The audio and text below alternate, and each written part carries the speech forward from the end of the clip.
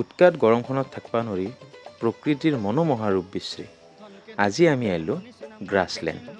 মোৰ লগত আছিল কংকন বাই। পৰিৱেশটো ইমানেই ধুনীয়া আছিল, সেইকাৰণে ভাবিলোঁ একবাৰ ময়ো চাওঁ, আপোনালোককো দেখাওঁ।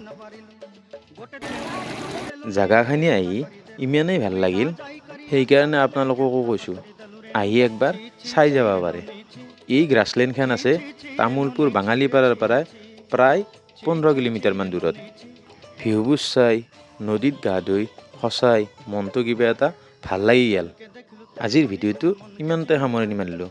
যদি আপোনালোকে ভিডিঅ'টো ভাল পাইছে এটাকে কমেণ্ট মাৰি দিবহে।